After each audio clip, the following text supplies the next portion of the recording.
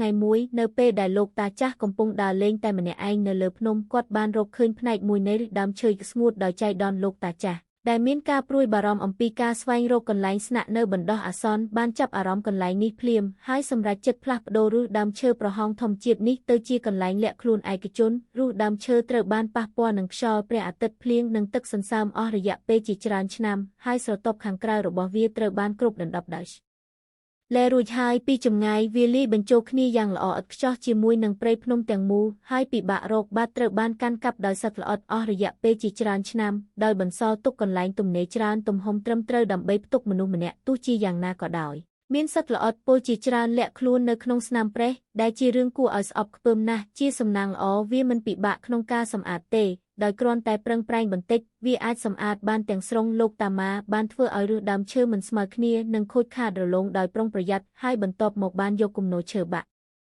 និងមែកឈើងាប់នៅខាងក្នុងចេញបន្ទាប់ពីការសម្អាតយ៉ាងរហ័សផ្នែកខាងក្នុងនៃឫសដើមឈើបានស្អាតជាងមុននិងថ្លាជាងមុនភ្លាមទោះជាយ៉ាងណាក៏ដោយសម្រាប់ការស្នាក់នៅរយៈពេលវែងប្រកបដោយផាសុកភាពការសម្លាប់មេរោគនិងការកាត់បន្ថយសំណើមបន្ថែមទៀតគឺចាំបាច់លោកតាម៉ាបានយកសាំងបន្តិចបន្តួចចេញលាបវាឲ្យស្មើគ្នាទៅលើជញ្ជាំងខាងក្នុងនៃឫសដើមឈើដុតវាហើយដុតជ្រុងនីមួយនៅខាងក្នុងយឺតកម្ដៅខ្លាំងបានដុតបំផ្លាញសំណើមដែលនៅសេសសល់និងសម្លាប់ពងសត្វល្អិតតូចដែលលាក់នៅក្នុងស្នាមប្រេះនៅពេលដែលការសម្លាប់មេរោគត្រូវបានបញ្ចប់លោកតាម៉ាបានកាត់បំណែកថ្ម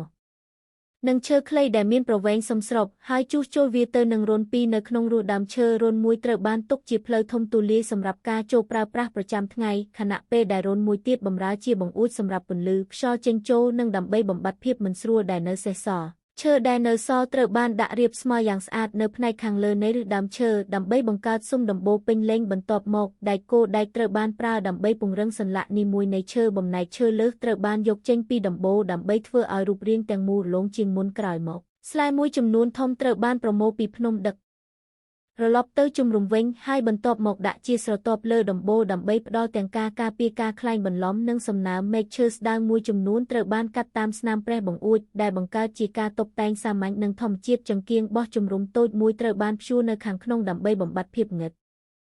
ដោយអនុវត្តតាមទំនៀមទម្លាប់អន្តរជាតិក្រែធំមួយគឺចាំបាច់ម្ចាស់បានយកឈើមូលក្រាស់ពីដុំមកជួសជុលវានៅសងខាងនៃបន្ទប់ដើម្បីបម្រើជាស៊ុមគ្រែរឹងមាំហើយបានរៀបចំស្រទាប់ឈើតូចយ៉ាងស្អាតនៅពីលើដើម្បីបង្កើតជាគ្រែឈើខាងក្រៅរឹងមាំនិងទន់យ៉ាងឆាប់រហ័សម្ចាស់បានប្រៀបធៀបវិមាត្រនៃទ្វារដោយប្រុងប្រយ័ត្នហើយបានបង្កើតស៊ុមទ្វារឈើដែលសម្អិតខ្ចោះដោយគ្របដណ្ដប់លើផ្ទៃយ៉ាងក្រាស់ជាមួយនឹងស្រទាប់ឈើច្រើនស្រទាប់និងពង្រឹងវាដោយដែកគោឈើបន្ទះទ្វារថ្មនិងឈើទាំងមូលត្រូវបានផ្គុំនិងដំឡើងដោយផ្ទាល់នៅក្នុងទ្វារនៅពេលនេះជម្រកត្រូវបានបញ្ចប់